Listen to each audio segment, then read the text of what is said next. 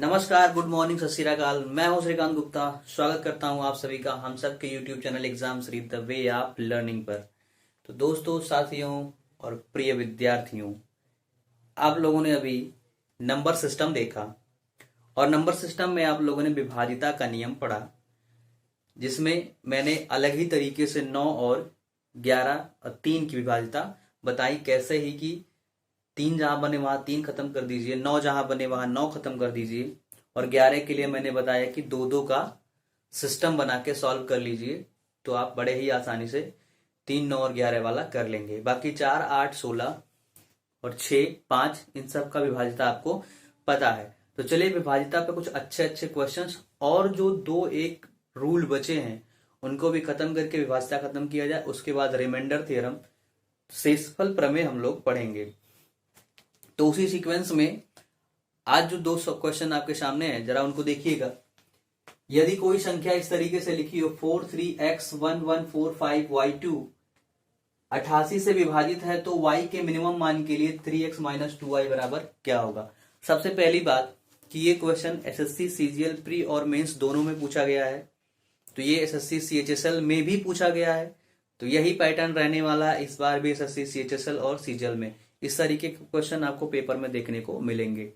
हाँ, जिनको लगता है कि हायर लेवल है, जो यूपीएसआई या यूपीपी वाले हैं, वो इसके पहले वाली क्लास तक ही सीमित रहें, और इसमें भी उनके लिए कुछ मिलना बस ये 2 क्वेश्चन, कुछ ज्यादा नहीं है, उन्हीं कॉन्सेप्ट पे लगना है। तो सीखने में क्या बुराई है भाई, आपके भी पेपर में आ सकता है, क्योंकि कंपटीशन इतना हार्ड हो गया है।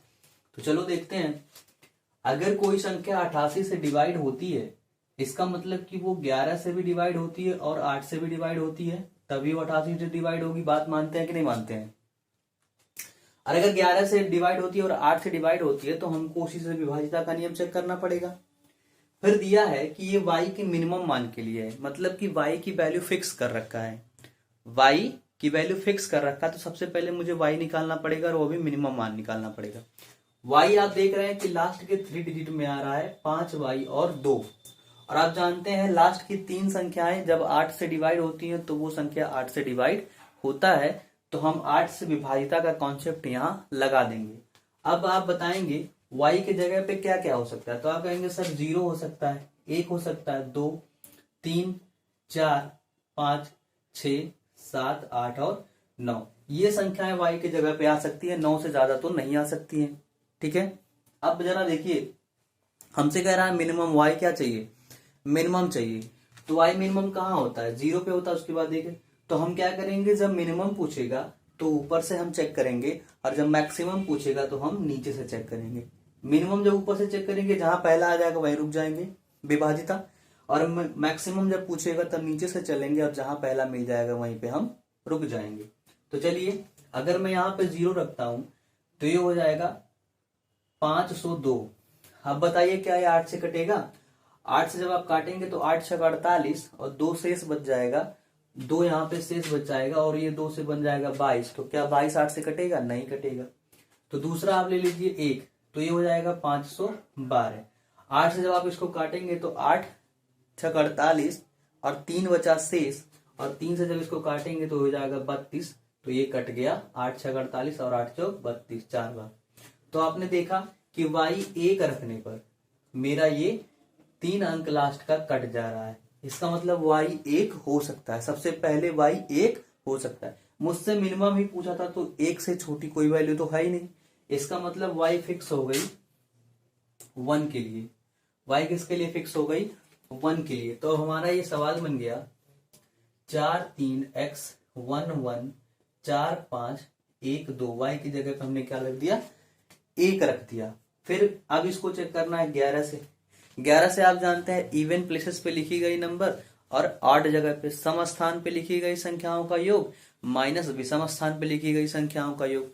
तो आप वो भी कर सकते हैं, और नहीं तो मैंने जो बताया है वो आप एक बार करके देख लीजिए। मैंने आपसे बताया था कि इनका अंतर लेंगे, तो 2 - 1 करेंगे तो आ जाएगा 1, 5 - 4 करेंगे तो हो जाएगा 1, 1 - 1 करेंगे तो हो जाएगा 0, x - 3 करेंगे तो हो जाएगा x - 3, और यहाँ कुछ नहीं है तो यहाँ पे मैं पहले 0 मान सकता हूँ। 4 - 0 करेंगे तो हो जाएगा 4। क्या हो जाएगा? 4। अब देखिए ये क्या हो गया, 4 एक 5 और एक 6, 4 एक 5 और एक 6, सबको जोड़ना था तो हमने क्या किया, जोड़ दिया। अब ये हो गया x माइनस 3 और प्लस 6, जो हमारा हो गया x और प्लस 3। अब x की जगह पे क्या रखें कि 11 से कट जाए, तो आप बड़े ही आराम से कहेंगे सर 8 रख दें तो ये 11 से कट जाएगा, तो 8 प्लस 3 बराबर 11। इसका मतलब x हो गया हमारा 8, x 8 आ गया। आपसे पूछा है 3x माइनस 2y, तो 3 गुणे 8 माइनस 2 गुणे 1 बराबर 22, तो पहला विकल्प आपका सही हो गया। दूसरा देखिए, सेम क्वेश्चन है। अब इसमें कह रहा है कि कोई संख्या ये 8 1 7 5 x 4 5 y 2 72 से विभाजित हो तो y के मैक्सिमम मान के लिए, तो जब मैक्सिमम है तो हम नीचे से चेक करेंगे। और देखिए फिर वही बात है, 72 से अगर कोई संख्या विभाजित होती है मतलब कि वो 8 से ही होगी और 9 से भी होगी। कोई संख्या 72 से होती है, इसका मतलब वो 8 से भी होती है और वो 9 से भी होती है। तो एक बार हम 8 से चेक कर लेंगे, एक बार 9 चेक कर लेंगे। एक चीज आप यहाँ गांठ बांध लीजिए कि कोई भी इस तरीके का जब नंबर आएगा तो उसमें 8 9 11 5 यही सब आने हैं, इससे ज्यादा कुछ नहीं आने हैं। जनरली 8 9 और 11 ही आता है। तो देखिए फिर वही चीज है, 512 लास्ट में है, 5 और y 2 लास्ट में। यहाँ 0 आ सकता है, 1 आ सकता है, 2 3 4 5 6 7 8 और 9। तो क्या कहेंगे सर आप फिर पूरा चेक करेंगे? नहीं चेक करेंगे, हमको मैक्सिमम चाहिए। क्या चाहिए भाई? मैक्सिमम। और मैक्सिमम नीचे से आएगा तो हम पहले 9 ही को चेक कर ले, क्यों ना। तो जैसे ही हम यहाँ पे 9 चेक करेंगे तो ये मेरा लिखा है 592। अब 592 को जब आप 8 से भाग लगाएंगे तो 8 सते 56, 8 सते 56, 3 यहाँ पे बचा और 3 से 2 मिला के हो गया 32, 8 चौक 32। तो आप कहेंगे सर 592 कट रहा है, इसका मतलब y बराबर हो गया आपका 2। इसका मतलब y बराबर हो गया आपका 2, फिर y बराबर हो गया 9, सॉरी y बराबर 9, क्योंकि हमने 9 रखा है तो y बराबर 9 हो गया। अब अगर y 9 फिक्स हो गया तो यहाँ पे हमारा क्वेश्चन क्या बन जा रहा है? अब मेरा क्वेश्चन बन रहा है 8 1 7 5 x 4 5 और y की जगह पे 9 रखा और ये 2। अब मेरा क्वेश्चन ये बन गया, मैंने 9 से कहा था कि जहां जहां 9 बनेगा वहां वहां आप काट लीजिएगा। तो देखिए यहां 9 बन रहा है, काट दिया। 5 और 4 ये 9 बन रहा है, काट दिया। 8 1 9 ये बन गया, काट दिया। 7 और 2 9 ये बन गया, काट दिया। यहाँ बचा 5 और x, 5 और x, केवल 5 प्लस x बचा। तो x की जगह पे मैं क्या रखूं कि ये 9 बन जाए? तो आप कहेंगे सर 5 है ही और 4 और रख दें, 4 और रख दें तो 9 बन जाएगा। तो x हो गया हमारा 4, x हो गया 4। अब हमसे पूछा under root 4x plus Y, तो 4 गुणे x का मान x का मान 4 और प्लस 9, तो 4 चौका 16 9 25 और 25 का वर्गमूल क्या होता है? 5 होता है। तो आपका हो गया ये 5। अब इस तरीके के विभाजिता के जो भी क्वेश्चन आएंगे उम्मीद करते हैं आपको बड़े ही आराम से आ जाएगा। तो चलिए कुछ और क्वेश्चन करते हैं, उसके बाद कुछ नए टेक्निक्स। स्क्रीनशॉट लीजिए। ओके, इस स्लाइड पे आपके सामने कुछ नोट लिखे गए हैं, इनसे रिलेटेड क्वेश्चन हम देखेंगे। यदि x के पावर n प्लस a की पावर n जहां n विषम हो तो वह x प्लस a से विभाजित होगा। यदि x की पावर n माइनस a की पावर n जहां n सम हो तो वह x minus a, x plus a, x square minus a square सबसे विभाजित होगा। यदि x की पावर n माइनस a की पावर n जहां n विषम है तो वह x माइनस a से विभाजित होगा। अब आप सोचेंगे इसको याद कैसे करें? तो इसको याद मत करिए, एक कॉन्सेप्ट देख लीजिए, याद नहीं करना पड़ेगा आपको, हमेशा वो तैयार रहेगा। आप एक कोई छोटी संख्या ले ही लीजिए ना, जब विषम सम कह रहा है तो आप कहेंगे कि चलिए छोटी संख्या अगर 1 ले लेंगे तो ये x प्लस a आ ही जाएगा, तो उसमें ज्यादा घबराने की जरूरत नहीं है। तो हम 1 ना लेके 3 से बात करते हैं। तो अगर हम 3 ले लें n बराबर, तो आप देखेंगे कि ये लिखा है x cube plus a cube, और आप जानते हैं a cube plus b cube का फार्मूला क्या होता है? a प्लस बी एक कोष्टक में बोले तो x प्लस a एक कोष्टक में और दूसरे कोष्टक में कुछ भी हो, तो मिनिमम x प्लस a तो आ ही गया गुणनखंड में, इसका मतलब x प्लस a से विभाजित होगा। बात मानते हैं? तो इसी कॉन्सेप्ट से आप इसको याद रखेंगे कि अगर प्लस वाला है और n विषम है तो वो x प्लस ए से डिवाइड होगा। अब अगर सम वाला कर दिया जाए एक बार तो जरा देख लीजिएगा सम वाला, अगर यहाँ सम में लेता तो एक्स स्क्वायर प्लस ए स्क्वायर, ये इसका गुणनखंड आप क्या बनाएंगे? कोई गुणनखंड आपको आता है? नहीं आता होगा, तो आप इसमें नहीं बना पा रहे हैं, इसका मतलब ये डिवाइड नहीं होता किसी से, इसीलिए इससे सम वाला होता ही नहीं है। अब जरा इसमें सम वाला देख लीजिएगा, अगर माइनस में सम हो तो आप n बराबर 2 ले लीजिए सम संख्या, तो आप कहेंगे लिखा एक्स स्क्वायर माइनस ए स्क्वायर, और आप जानते हैं ए स्क्वायर माइनस बी स्क्वायर का फॉर्मूला क्या होता है? एक्स माइनस ए, एक ब्रैकेट में एक्स प्लस ए, तो एटलीस्ट एक्स माइनस ए एक्स प्लस ए तो उसमें आएगा ही आएगा, और अगर एक्स माइनस ए एक्स प्लस ए आ जाएगा तो उसमें एक्स स्क्वायर माइनस ए स्क्वायर भी आ जाएगा। इसीलिए कहा जाता है कि अगर x की पावर n माइनस ए की पावर n सम है तो x माइनस ए एक्स प्लस ए और एक्स स्क्वायर माइनस ए स्क्वायर सबसे डिवाइड होगा। अगला ही है इसी तरीके से अगर विषम हो तो विषम होगा तो फिर यहाँ क्या बनेगा? एक्स क्यूब माइनस ए क्यूब का फार्मूला बनेगा, एक ब्रैकेट में x माइनस ए और दूसरे ब्रैकेट में समथिंग कुछ भी आ जाए, हमसे क्या मतलब? x माइनस ए एक गुणनखंड तो मिल ही गया, इसका मतलब वो x माइनस ए से डिवाइड होगा। तो चलिए इसका स्क्रीनशॉट लीजिए और इस पे कुछ ज्यादा नहीं, अच्छे अच्छे क्वेश्चन जो पूछे गए अब तक वो देख लेते हैं। okay. इस स्लाइड में आपको उसी रूल से रिलेटेड कुछ क्वेश्चन मिलेंगे अच्छे वाले जो कि बार बार पूछे जाते हैं, तो देख लीजिए। 87 के पावर 129 माइनस 29 के पावर 129 किससे विभाजित होगा? एक क्वेश्चन है 87 के पावर 129 और 29 के पावर 129 किससे विभाजित होगा। अगर मैं 87 को मान लू x तो लिखा x की पावर 129 माइनस 29 को मान लू a तो लिखा a की पावर 129। ठीक है, तो आप कहेंगे x की पावर n माइनस a की पावर n लिखा गया है जहां पे n क्या है? विषम है। क्या है? विषम है। और मैंने बताया था कि अगर ये विषम होगा, x की पावर n माइनस a की पावर n अगर विषम होगा तो वो हमेशा x माइनस a से डिवाइड होगा। और x क्या है आपका?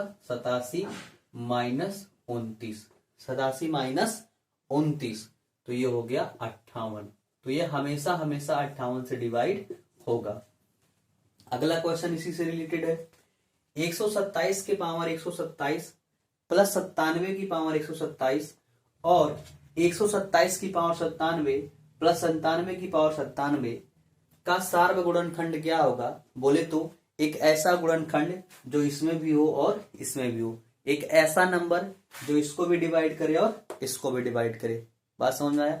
तो देखिए, अगर मैं 127 को x मानूं तो लिखा है x की पावर 127 प्लस 97 को a मान लूं तो लिखा है a की पावर 127, ये लिखा है। और ये भी लिखा है x की पावर 97 और प्लस a की पावर 97।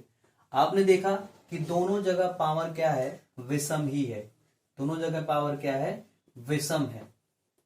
तो अगर दोनों जगह पावर विषम है तो इसका भी एक सार्व गुणनखंड x प्लस ए होगा और इसका भी एक गुणनखंड x प्लस ए होगा, मतलब x प्लस ए से ये भी डिवाइड होगी और ये भी डिवाइड होगी। और वो x प्लस ए है क्या?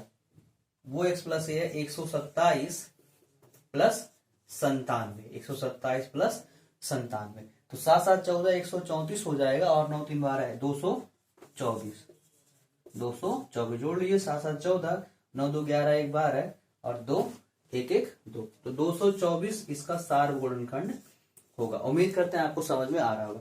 अब देखिए, ये सार्व गुणनखंड लिखा है, अगर इसी को HCF लिख देता तो कोई प्रॉब्लम हो जाती? नहीं, तो HCF भी हो सकता है, HCF भी लिख के आ सकता है। अगला देखिए, 23 की पावर 10 माइनस 1024 किससे विभाजित नहीं होगा? अब थोड़ा सा क्वेश्चन टर्न कर गया, कह रहा किससे विभाजित नहीं होगा। आपके सामने ऑप्शन दिया है 5 4 3 और 7। तो देखिए, पहले तो इसको मुझे अपने उस फॉर्मूले में बनाना होगा, x की पावर a माइनस a की पावर x की पावर n माइनस a की पावर n, इस फॉर्मूले में मुझे हमेशा बनाना पड़ेगा। तो जरा बनाइए। ये लिखा है 23 की पावर 10 माइनस, इसको आप लिख सकते हैं 2 की पावर 10, इसको आप लिख सकते हैं 2 की पावर 10। अब देखिए, ये लिखा है 23 को x मान लीजिए और 2 को a मान लीजिए। तो ये लिखा x की पावर 10 माइनस a की पावर 10। और आपने देखा यहां 10 क्या है, सम है। और अगर ये सम है तो कम से कम x माइनस a और x प्लस a से डिवाइड तो होगी ही होगी। बोले तो एक लाइन में अगर मैं लिखूं तो ये एक्स स्क्वायर माइनस ए स्क्वायर से डिवाइड होगी कि नहीं होगी? तो आप कहेंगे जी होगी। तो देखिए ये x की जगह पे क्या है 23, x की जगह क्या है 23 स्क्वायर माइनस 2 का स्क्वायर। तो ये 2 से डिवाइड होगी, एक तो 25 से डिवाइड होगी, 23 2 25, और 21 से डिवाइड होगी, 23 में से 2 गया तो 21 से डिवाइड होगी। अगर ये 25 से डिवाइड हो जा रही है इसका मतलब ये 5 से भी डिवाइड हो जाएगी। अगर ये 21 से डिवाइड हो जा रही है इसका मतलब ये 3 और 7 दोनों से डिवाइड हो जाएगी, क्योंकि 21 में 3 और 7 दोनों है। इसका मतलब ये केवल 4 से डिवाइड नहीं होगी। ऐसे ही अगला क्वेश्चन है 3 की पावर 41 प्लस इस 7 को क्या मैं ऐसे नहीं लिख सकता, 7 की पावर 2 और उसकी पावर 41। तो आप कहेंगे जी लिख सकते हैं। और ये हो गया 3 की पावर 41 प्लस 49 की पावर 41। अब देखिए ये लिखा है a की पावर n प्लस x की पावर n प्लस a की पावर n। तो इसका गुणनखंड क्या होगा x प्लस a, और वो क्या हो जाएगा 3 प्लस 49, बोले तो 52। अब 52 है तो ये किससे किससे डिवाइड होगा? ये होगा 1 से, 2 से, 3 से, 1 से, 2 से, 3 से नहीं होगा,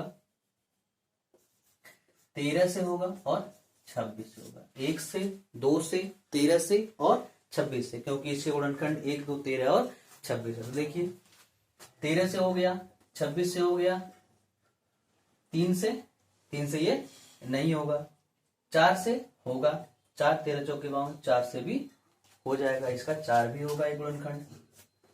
तो आपने देखा 13 से हुआ, 4 से हुआ, 26 से हुआ, मगर 3 से नहीं हुआ। तो इस तरीके से क्वेश्चन आपसे पूछे जाएंगे। उम्मीद करते हैं आपको बड़े ही आराम से समझ में आ गया है, और अगर नहीं आया होगा तो एक बार रिवाइंड करके देखिएगा, बड़े ही इजीली समझ में आएगा। अगली स्लाइड पे लास्ट और अंतिम विभाजिता का अंतिम कॉन्सेप्ट है ये। यदि किन्हीं 2 अंकों की पुनरावृत्ति 2 बार करके संख्या बनाई जाए तो वह संख्या सदैव 101 से विभाजित होगी।